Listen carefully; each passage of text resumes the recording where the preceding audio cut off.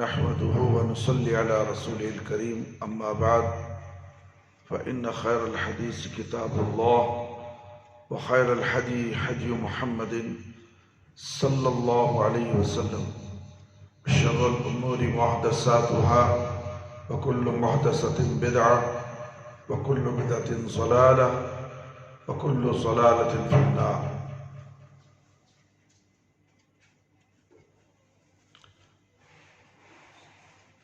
فتنوں اور پریشانیوں سے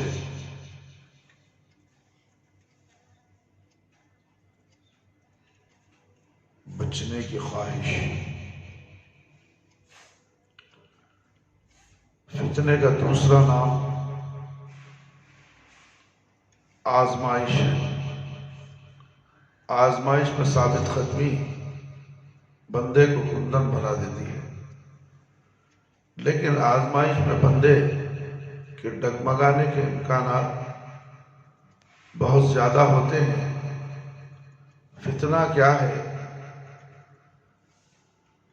بندے کا بیٹھے بٹھائے کسی مسئلے میں گرفتار ہو جانا، اور جب بندہ کسی ایک مسئلے میں گرفتار ہو جاتا ہے تو اس کے کئی قسم کے الجھنیں جنم لے لیتے ہیں، اور ان الجھنوں اور پریشانیوں کی وجہ سے بعض دفعہ بندے کا دین بھی سلامت نہیں رہتا۔ جیسا کہ نبی کریم صلی اللہ علیہ وسلم کا فرمان ہے، یوشک ان یکون خیر مال المسلم فلما یتبع بها شعف الجبال ومواقع خطر یفر بدینہ من الفتن۔ صحیح بخاری کی روایت ہے۔ وہ زمانہ قریب ہے جب مسلمان کا بہترین مال بکریاں ہوں گی، جن کو لے کر وہ پہاڑوں کی چوٹیوں اور بارش کے مقامات کی طرف نکل جائے گا، اور فتنوں سے راہ فرار اختیار کر کے اپنے دین کو بچا لے گا۔ یہاں فتنے سے مراد ہر وہ چیز ہے جس سے انسان گمراہ ہو کر اللہ کے ذکر اور اس کی اطاعت سے غافل ہو جائے۔ اس دور میں ایسے فتنوں کا ہجوم ہے جو دین سے بیزاری اور گمراہی کا سبب بنتے ہیں۔ نبی کریم صلی اللہ علیہ وسلم نے ایسے فتنوں سے بچاؤ کا طریقہ یہ بیان فرمایا ہے کہ بندہ نماز روزہ کی پابندی کے ساتھ حلال روزی کا اہتمام کرے۔ اگر انسان میں ان فتنوں کا مقابلہ کرنے کی علمی، عملی اور اخلاقی قوت ہو تو ان کی روک تھام میں کوشش کرنا افضل کام ہے۔ یہ بات واضح ہے کہ زمانہ جیسے جیسے آگے بڑھتا چلا جا رہا ہے اور ترقی کی منازل کو چھو رہا ہے، روشنی نما جہالت اور فتنے بھی بڑھتے چلے جا رہے ہیں۔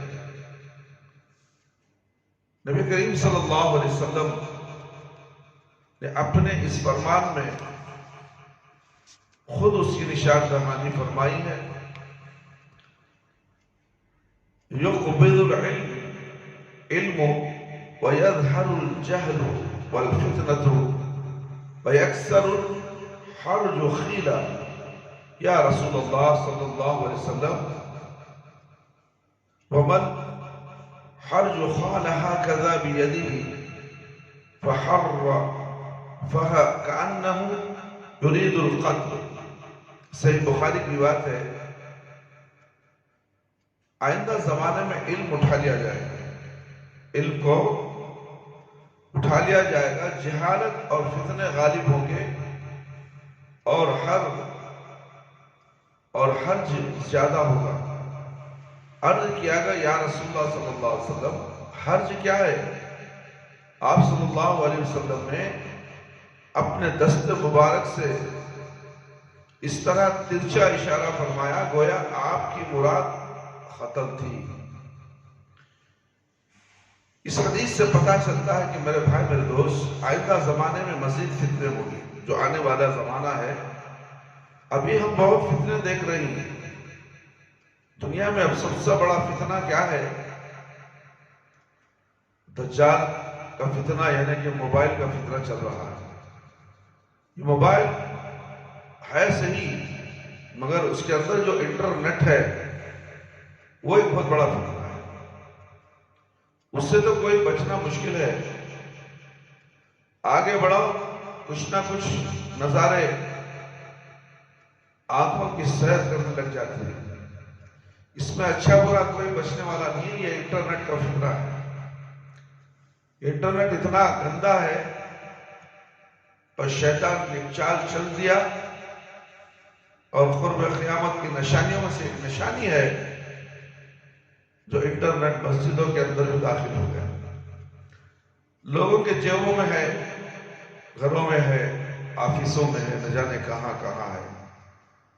یہاں تک کہ اب معصوم چھوٹے بچے اسکولوں میں پڑھنے والے آن لائن پڑھائی کے ذریعے سے کتنے گندے فلمیں دیکھ رہے ہیں، اس کا علم ہے کسی کو؟ اپنے ماں باپ کو ہے؟ کسی سے کہا جائے کہ کیا اسکولیں تو بند ہو چکے ہیں، بچہ کیا کر رہا ہے؟ نہیں، انٹرنیٹ آن لائن میں پڑھ رہا صاحب، 40,000 کا موبائل دلا لیا سکتا۔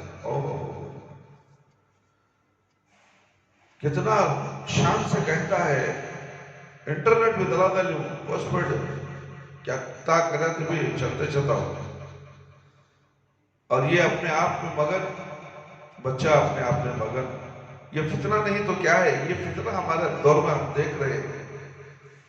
اور اس کے بعد ایک زبردست فتنہ کرونا کا فتنہ چل رہا ہے، جس کی وجہ سے کاروبار ٹھپ ہو چکے ہیں، بھوکمری آ چکی ہے، خوف و ہراس پیدا ہو چکا ہے کہ اب کیا ہوگا، اب آئندہ کیا ہونے والا ہے۔ ہر انسان کی فکر اور سوچ یہ چل رہی ہے۔ طالب علم سے محروم ہو چکا ہے، طالب علم کے علم میں رکاوٹیں آ گئی ہیں، گڑبڑ ہو گیا ہے، کچھ یاد ہے، کچھ بھول گیا، پھر کچھ یاد کرو، اور تعلیم بھی ایک دم اسپیڈ ہو گئی ہے۔ تعلیم ایک دم اسپیڈ ہو گئی ہے، بغیر امتحان کے پاس جاؤ، کہانی ختم۔ یہ دور کیسا آیا؟ کیا معلوم تھا آپ کو؟ ایک دور ایسا بھی آنے والا ہے کہ SSLC کا امتحان بغیر امتحان دیے کے پاس کر دیا جائے۔ اللہ اکبر۔ لوگ بولتے تھے کہ SSLC بڑی کٹھن چیز ہے، ٹرننگ پوائنٹ ہے، اگر اس میں کامیاب ہو جائے تو اس کے بعد کی تعلیم آسان ہو جاتی ہے، مگر یہاں بغیر پڑھے بغیر SSLC کو پاس کرایا جا رہا ہے، اور اس کے بعد کی تعلیم کیا خاک پڑے گا۔ اللہ اکبر۔ سوچو، یہ فتنہ نہیں ہے، یہ موجودہ دور کا فتنہ، اور آئندہ آنے میں مزید فتنے ہوں گے، یعنی مسائل بڑھتے چلے جائیں گے، علم اٹھا لیا جائے گا اور جہالت بڑھتی جائے گی۔ جبکہ آج اگر ہم دنیا میں نظر دوڑائیں تو نظر آتا ہے کہ موجودہ دور ترقی اور روشن خیالی کا دور ہے۔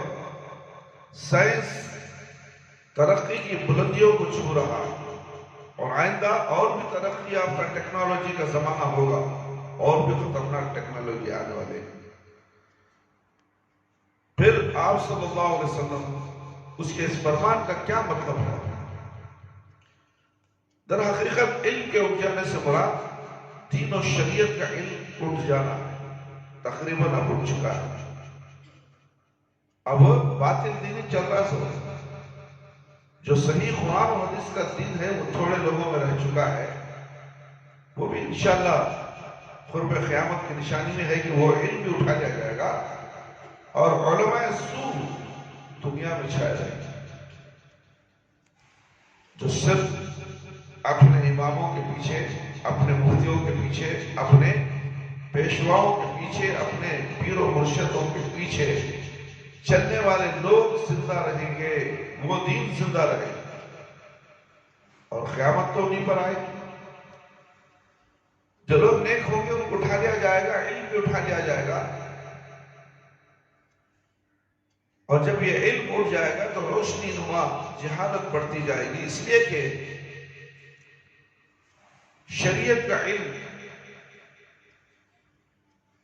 بندے کے دل میں ایمان کی شمع روشن کرتا ہے، اور ایمان حرارت سے روحانیت ترقی پاتی ہے، اور روحانیت بڑھنے سے بندے کا رشتہ نماز اور قرآن اور مسجد سے مضبوط ہوتا ہے۔ آج انسان کی روحانیت ختم، مردہ ہو چکی ہے، روح مردہ ہو چکی ہے، ایک عجیب چلتا پھرتا جسم، مردہ جسم ہے جو چل رہا ہے، پھر رہا ہے، دل سڑ چکے ہیں۔ کیوں؟ قرآن سے دوستی نہیں، قرآن سے محبت نہیں، نیک لوگوں سے محبت نہیں، قرآن اور حدیث سے محبت نہیں ہے، نماز سے محبت نہیں ہے، مسجد سے محبت نہیں۔ آج مسجدیں نفرت کی جگہیں بن چکی ہیں۔ ارے وہ مسجد کو جاؤ کو بھی بڑا سخت بولتا ہوں، یہ مشہور کر دیا جاتا ہے لوگوں میں۔ ہاں وہاں جاؤ، وہاں درس نہیں ہوتا، نماز پڑھے نکل جاؤ، پڑھو وہاں چل جاؤ۔ یہ ہو رہا نہیں ہو رہا۔ جہاں پر صحیح علم کی روشنی میں بیان دیا جاتا ہے، حق بات بتائی جاتی ہے، تو لوگوں کو تکلیف ہوتی ہے، کڑوا نظر آتا ہے، اور لوگ کہتے ہیں کہ نہیں تقویٰ کو مت جاؤ۔ تقویٰ میں باتیں بڑے سخت بولے جاتے ہیں، دل کو بڑی تکلیف ہوتی ہے۔ ارے ہم تمہیں جہنم سے بچا رہے ہیں، وہ جہنم جس کے اندر انسان اور پتھر ہوں گے، وہ بڑی خطرناک جگہ ہے، وہ بہت بری جگہ ہے۔ اس جگہ کو جانے سے بچانا، اور تمہیں پیار سے بتا کے ہو گیا۔ تمہاری عمریں اتنی بڑی ہو چکی ہیں کہ تم نہیں سنے کبھی بھی بیانات، کیا تم نے اپنے آپ کو سدھارا؟ نہیں۔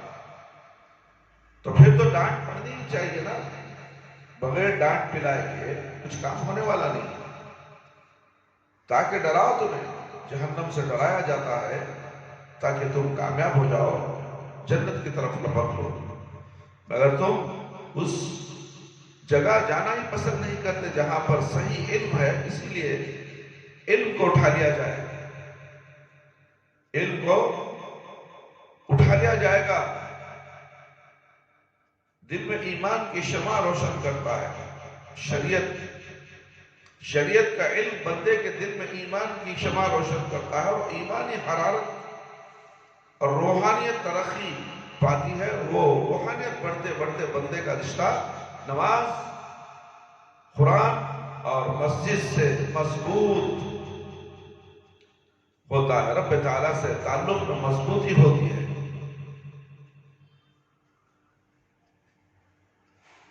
اور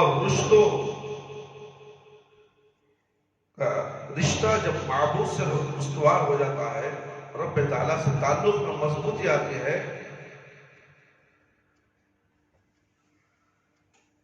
رشتہ جب معبود سے استوار ہوتا ہے تو فتنے اور آزمائش یا تو ویسے ہی ختم ہو جاتے ہیں۔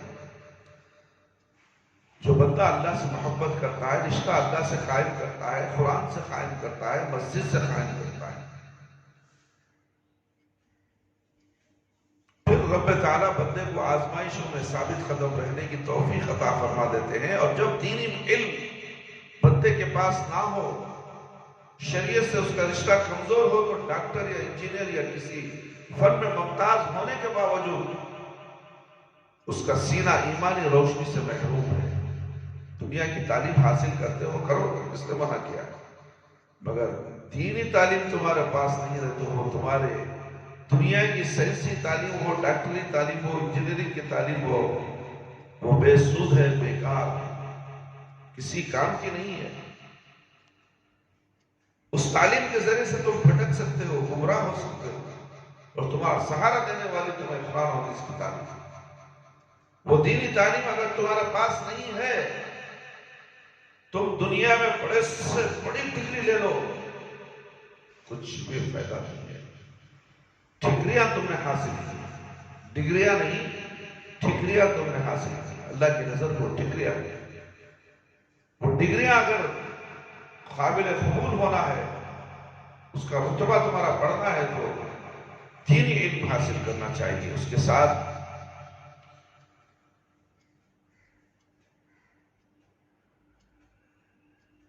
اور جہالت کا گھر بنا رہتا ہے، بندہ باہر سے اپنے فن میں یکتا اور ممتاز ہوتا ہے، اندر سے دینی روشنی سے محروم ہونے کے بعد جاہل ہوتا ہے۔ دیکھو انجینئر کو جاہل پتا نہیں، ڈگریاں جتنے بھی لے رہی ہیں وہ سب جاہل ہیں۔ قرآن کا علم، حدیث کا علم اس کے پاس نہیں، وہ علم کے ساتھ یہ حدیث، قرآن اور حدیث کا علم اس کے پاس آ جائے تو انہیں عالم ہے، علم رکھنے والا ہے، علم کی روشنی اس کے پاس ہے۔ اسی جہالت کی بدولت و دین کو لا یعنی چیز خیال کرتے ہوئے اپنی دھن میں مگن رہتا ہے۔ اب تم انگریزی پڑھنے والے شخص سے کسی سے کہو بھائی نماز کرتے ہو، ارے بھائی کیا پڑھی ہے، معلوم پڑھنا تھا، بدنصیب نہیں ہے، یہ بدنصیب نہیں ہے۔ نماز اسے نہیں معلوم، قرآن کیا اسے نہیں معلوم، اللہ اور اللہ کے رسول صلی اللہ علیہ وسلم کون ہے اسے نہیں معلوم، دین کیا ہے نہیں معلوم، صرف دنیا کی علم حاصل کرنے کی مگن میں دن رات انہیں بھی رہتا ہے، اس کے ماں باپ بھی رہتا ہے، اور اسے اندھا دن مدد بھی کرتے ہیں پیسوں کی، اور وہ اندھا دن پیسے جو اسے ملتے ہیں اس میں اوباش ہو جاتا ہے، نہ تو نئے طریقے استعمال کرنے لگتا ہے، کوئی گانجا، کوئی افیم، کوئی چرس، کسی کو لڑکیوں کا شوق، نہ جانے کیا کیا شوق ہے اس کے پاس آ جاتی ہے۔ ہاسٹلوں میں پڑھنے والے بچے جا کر دیکھو، ہاسٹلوں میں کیا کیا گندے قسم کے کام ہوتے ہیں۔ کیا ہاسٹل میں پڑھنا بہت بڑی شان کی بات ہے؟ بہت ذلیل و رسوا کی بات ہے۔ جو بچہ صبح میں گھر سے نکلے، بدر کالج میں پڑھے، گھر کو واپس آئے، گھر میں سوئے، ہاسٹل میں سونے والا بچہ کبھی کامیاب نہیں ہوتا۔ ہاسٹل میں پڑھنے والی لڑکی بھی کامیاب نہیں ہے۔ لڑکیوں کو بھی ہاسٹلوں میں نہیں رکھنا چاہیے، اس لیے کہ وہ جگہ ہے ہی نہیں ہے، اسلام اجازت نہیں دیتا۔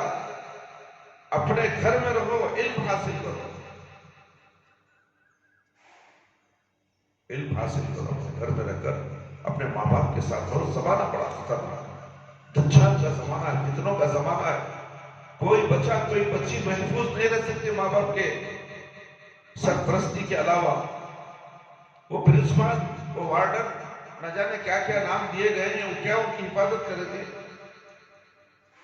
ہم نے اسی مدرسے میں ایک شخص کو دیکھا، نشے کی چیزیں بیگ میں لے کر آتا تھا مدرسے، جامعہ محمدیہ کا واقعہ ہے۔ وارڈن بھی ہے، سیکورٹی بھی ہے، اور لڑکا حقہ لیا، حقہ لے کر اس میں تمباکو ڈال کر رات میں 11 بجے کے بعد نشہ کرتا تھا۔ کئی دنوں سے چل رہا ہے وہ، بعد آخر لیکیج ہو گیا، اسے پکڑا گیا اور اسے مدرسے سے نکال دیا گیا۔ ہفتہ ہفتہ مدرسے گھر کو جاتا تھا لڑکا، یہ پھر آتا تھا، اور جب آنے کے وقت کیا سیکورٹری مر گئی تھی، کیا وارڈن صاحب سو گئے تھے، اس کا بیگ کیوں چیک کر دی۔ آخر وہ بچے کی دینی تعلیم یعنی کہ 9ویں جماعت پڑھ رہا تھا وہ بچہ، اور لاکھ سمجھانے کے باوجود وہاں کا پرنسپل اسے داخلہ نہیں دیا، اور میں خود جا کر سمجھانے کی بہت کوشش کیا وہاں کے پرنسپل کو، مگر اس نے کہا نہیں۔ بس میں 150 پیسنجر بیٹھے ہیں، ڈرائیور ہمدار رہا تو گاڑی چلے تو کیا پیسنجر بچتی کیا؟ یہ مثال ذرا بھئی ایک موقع دے دو، اس کی تعلیم ادھوری ہو جائے گی۔ اس کے گھرانے والے مشرک ہیں، یہاں قرآن اور حدیث کا علم حاصل کرنے آیا ہے، اگر یہ نکال دیا جائے تو پھر وہی مشرک اور بدعتی زندگی گزارے گا، اس کے ذمہ دار تم ہو، ہمیں کیوں کو ذمہ دار ہو؟ ہمیں نہیں رکھ سکتے اسے. ایک کیچک بات مرغے کی، ایک کیچک ٹانگ کو در کیچک ٹانگ. آج وہ بچہ کیا ہو نکل گیا. اب دیکھو داڑھی بھی نہیں ہے، چہرے کو شیونگ کٹ کر لے کو اسٹائل مار لے، مزے میں پھر رہا، کالج پڑھ رہا. خیر ایک دینی تعلیم سے وہ محروم ہو گیا. تو ایسے مدرسہ، عربی مدرسے کے اندر یہ کام ہو رہا ہے، تو وہ کالجوں کے اندر کیا ہوتا ہوگا، ہاسٹلوں کے اندر. سوچ کر دیکھو، روح کانپ جاتی ہے. جیسے جیسا بچہ بڑا پڑھ کے آتا ہے تو ماں باپ کا خبردار نہیں ہوتا، سب سے پہلے ماں باپ کی نافرمانی شروع کر دیتا ہے. تو اس لیے میرے بھائی میرے دوست، یہ فتنہ کا دور ہے. فتنوں سے بچنے کے لیے ہمیں کیا تدبیریں کرنی چاہیے، وہ پیارے نبی صلی اللہ علیہ وسلم کی سنت کے مطابق ہمیں عمل کرتے ہوئے اس کو حاصل کرنے کی کوشش کریں. بے پردگی، موسیقی، فلمی بینی وغیرہ اور خود کو روشن خیال کہتا ہے. یہ تمام چیزیں استعمال کرنے والا اپنے آپ کو بولتا ماڈرن قسم کا آدمی، جبکہ اندر سے گھن زدہ اور کھوکھلا ہوتا ہے. وہ شیطانی کام کرتا ہے اور اسے جدت پسندی کا نام دیتا ہے. اسے علم نہیں ہوتا ہے کہ یہ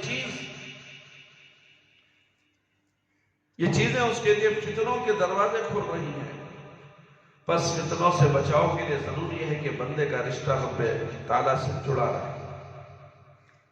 بندے کا رشتہ رب العالمین سے جڑ جائے.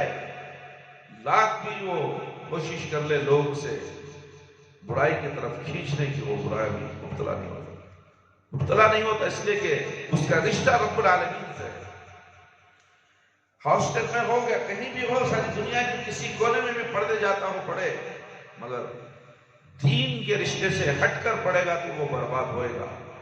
اور دین کا رشتہ نماز ہے، مسجد ہے، اس سے اگر اس کا تعلق ہے تو اللہ ماشاءاللہ وہ باہر رکھ کر بھی پڑھ سکتا ہے، علم حاصل کرتا ہے. اس لیے کہ اللہ کے نبی صلی اللہ علیہ وسلم نے کہا کہ علم حاصل کرو، چاہے وہ تم چائنا جا کر بھی کرو. کون سا علم بولے؟ قرآن اور حدیث کا علم. قرآن و حدیث کا علم حاصل کرنا. اب اس کی فکر کہاں ہے ماں باپ کو؟ پہلے ڈگریاں لے، بات دیکھی ہے، وہ ڈگریاں لیے تک انہیں پورا بکھر جاتا ہے. جو ڈگریاں دلائے ان کی قدر نہیں کرتا انہیں. جیسے ڈگریاں لے کو آیا، نوکری ملی تو چھوکری ہونا کہتا ہے، شادی کرو. پھر اس کے بعد بولتا میں گھر الگ لے کو رکھتا، میں تمہارے ساتھ نہیں رہ سکتا. یہ تمہارا پرانا قصہ کہانیاں. میں ماڈرن قسم کا انسان ہوں، اس لیے میں ذرا آفیشل ہوں، میں آفیشل طریقے سے رہتا ہوں. تمہیں پرانے گھر میں رہو، وہ خرچہ میں دے ڈالتا ہوں. اپنے ساتھ بھی رکھنا نہیں چاہتا ماں باپ. وہ پڑھائی ویسی، وہ ڈگریاں ویسے. سمجھ میں آ گئی بات؟ سوچو، ہمیں بچوں کو ترقی یافتہ بنانا چاہتے ہیں، مگر ہمیں بچوں کو اپنے ہاتھوں سے کھو دینا چاہتے ہیں. خود ہمیں اپنے بچوں کا ہاتھوں سے جنازہ نکال دیتے ہیں. اور وہ فتنوں سے باری تعالیٰ کی پناہ کا طلبگار ہے یا نبی صلی اللہ علیہ وسلم اور آپ کے پیارے صحابہ اکرام رضی اللہ عنہم سے، کہ فتنوں سے اللہ تعالیٰ، صحابہ اکرام رضی اللہ عنہ فتنوں سے اللہ تعالیٰ کی بارگاہ میں پناہ کے خواستگار رہتے تھے. اللہ رب العالمین سے پناہ مانگتے تھے. یہ فتنے کا دور ہے، اللہ ہمیں بچا لے، فتنوں سے بچا لے، گمراہیت سے بچا لے، گناہوں سے بچا لے. اے اللہ ہمیں 5 وقت نمازی بنا دے. اے رب تعالیٰ تجھ سے ڈرنے والا بنا دے. جو تقوی آ گیا وہ کامیاب ہو گیا، کہیں بھی جا نہیں سکتا، کہیں بھی جائے وہ بچ سکتا ہے. جس کے پاس تقوی نہیں ہے اس کے اوپر ڈاکہ ڈالا جاتا ہے. نشہ کا ڈاکہ، زنا کا ڈاکہ، سود کا ڈاکہ، نہ جانے کن کن قسم کے برائیوں کے ڈاکے پورے اس پر پڑ جاتے ہیں. تو اس لیے ہمارا رشتہ کیا ہونا چاہیے؟ آئیے ایک حدیث بول کر انشاءاللہ میں آپ کی بات ختم کر کے پھر اس کے بعد کے معاملات، اس کے بعد کے بیان کو انشاءاللہ کل آپ کے سامنے پیش کروں گا. ابو سعید خدری رضی اللہ عنہ سے روایت ہے، وہ ایک دن حدیث بیان کرتے ہوئے مسجد نبوی کی تعمیر کا ذکر کرنے لگے کہ ہم ایک ایک اینٹ اٹھاتے جبکہ عمار رضی اللہ عنہ دو دو اینٹیں اٹھاتے. اللہ اکبر. عمار رضی اللہ تعالیٰ عنہ دو دو اینٹیں اٹھاتے تھے. نبی کریم صلی اللہ علیہ وسلم نے عمار کو دیکھا تو ان کے جسم سے مٹی جھاڑتے ہوئے فرمانے لگے، اب یہاں مسجد جھاڑو گے تو کپڑے خراب ہو جائیں. حضرت اللہ، صحابہ کرام اینٹاں ڈھوتے تھے. کیسا دھوتے تھے؟ مسجد میں جھاڑا تو کیا باپ مسجد کا کام کر رہا تو پڑھنے آیا سنیا، مسجد کا کلک کر رہا کام. یہ عبد الرحمن کا گھر نہیں میرے بھائی، یہ اللہ کا گھر ہے. یہ تمہارا گھر نہیں، یہ اللہ کا گھر ہے. اس گھر کے تم مہمان ہو اور اس گھر کی حفاظت ہر نمازی کی، ہر بچے کی، ہر نوجوان کی، ہر بوڑھے کی فکر ہونی چاہیے. صحابہ کرام مٹی پورے جسم کے اندر دھول چھٹکتے تھے. آج ہمارے پاس کیا ہے؟ کپڑے غرض ہوئے تھے. حضرت امی انڈا لیتی، امی کو بتاتا نہیں کہ تو ماں تو یہی کہے گی کہ میرا بچہ مسجد میں کام نہ کرے، کام نہ کرے.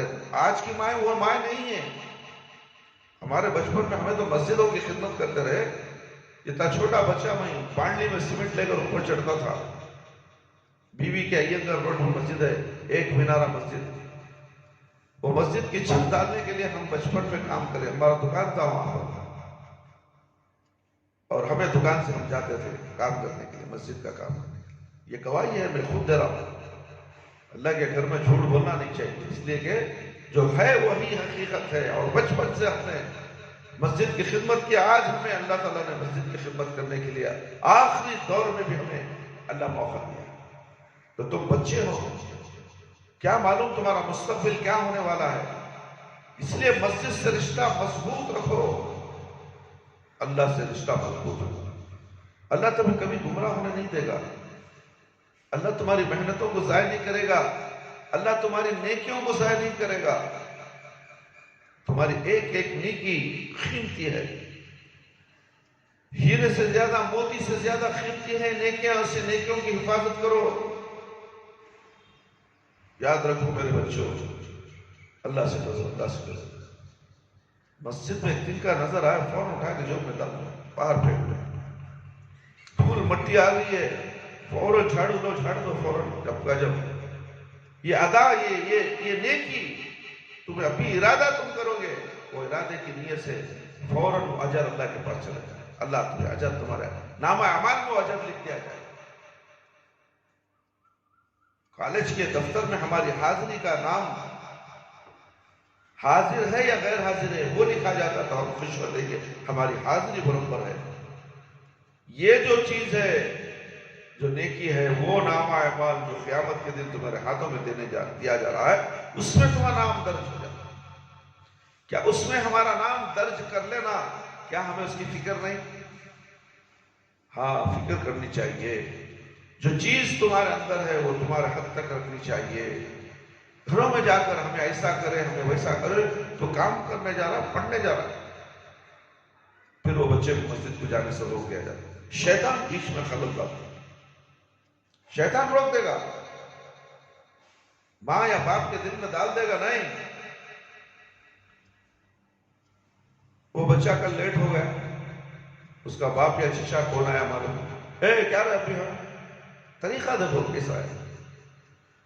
کہیں شراب کی جگہ، جوانوں کی جگہ، لٹو کھیلنے کی جگہ، پتنگ اڑانے کی جگہ تو نہیں تھا. مسجد کے اندر ہے کہ ڈر کے بھاگا. اللہ، جہالت. اندر آیا، مسجد کے اندر آنے کی توفیق نہیں ہے اسے. وہاں سے چڑھ کو چیخ مارتا ہے. نہ استاد کا احترام. ارے میرے بچے کی استاد بیٹھی، چلو سلام کر کو بات کر پائے. استاد کی اہمیت کیا ہے؟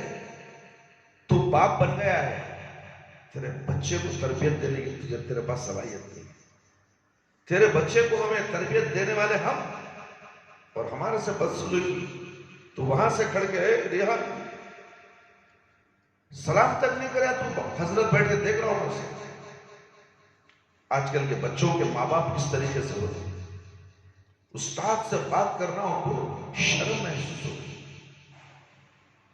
کون یہاں آتا کہاں جاتا ہے کیسا آتا میں سب پہ نظر رکھتا ہوں. بس یہ نظر یہ رکھنا پڑتا ہے کہ ان کے اخلاق دے وہ کیسے ہیں. نہ سلام نہ بات نہ پیار محبت نہ مسافہ نہ مسکراہٹ. ہم مسلمانوں میں خاص کر اہل حدیثوں میں یہ چیز مر چکی ہے. نفرت سی. اب حضرت کا ملیا تو کیا بولتی ہے چھپ کے چلے جی چلو اللہ. ایسے کتنے اہل حدیثوں میں دیکھا ہوں. تو عمار رضی اللہ عنہ دو اینٹیں اٹھاتے. نبی کریم صلی اللہ علیہ وسلم عمار کو دیکھا تو ان کے جسم سے مٹی جھاڑتے ہوئے فرمانے لگے اللہ کے نبی مٹی جھاڑ. کیسا جی اللہ کے نبی مٹی جھاڑنا ایک صحابی کے جسم سے. عمار کو ایک باغی کردا ایک باغی گروہ شہید کرے گا. جب مٹی عمار کو دیکھا تو اس کے جسم سے مٹی جھاڑتے ہوئے فرمانے لگے عمار کو یہ باغی گروہ شہید کر دے گا. یہ ان کو جنت کی طرف بلائیں گے اور وہ انہیں جہنم کی دعوت دیں گے. ابو سعید خدری رضی اللہ عنہ نے کہا کہ عمار رضی اللہ عنہ اکثر کہا کرتے تھے میں فتنوں سے اللہ کی پناہ مانگتا ہوں. فتنوں سے اکثر بولتے تھے فتنوں سے اللہ کی پناہ مانگتا ہوں. اللہ تعالیٰ ان کو پناہ دیا مگر ایک گروہ نے شہید کر دیا اور جنت کو چلے. ہمیں جنت کو جانے والے بننا چاہیے. ہماری موت کا معاملہ کیسا ہوگا ہمیں نہیں معلوم. کس حالت میں ہم مریں گے. کیا خاتمہ بالخیر ہمارا ہوگا. کیا وہ کلمہ ہمیں نصیب ہوگا.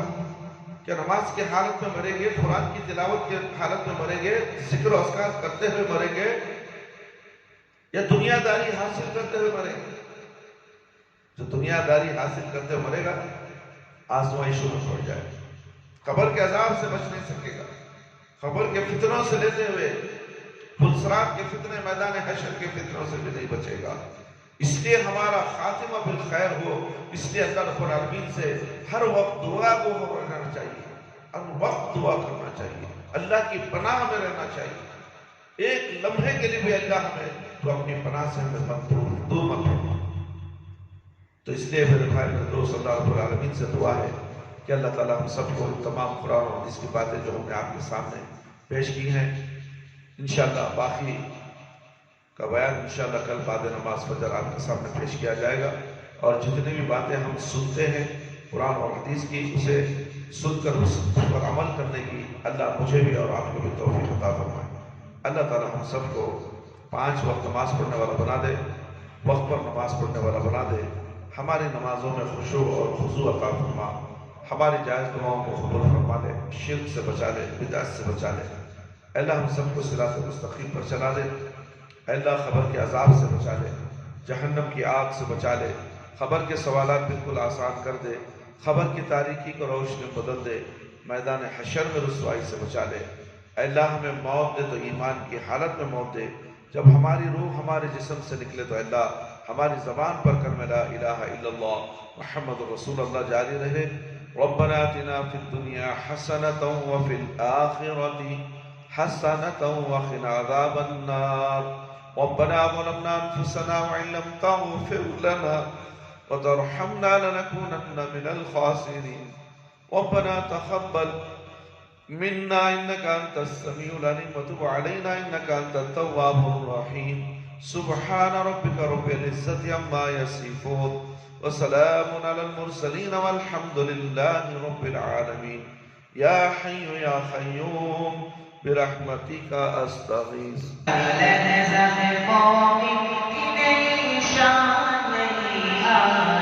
تعلیمات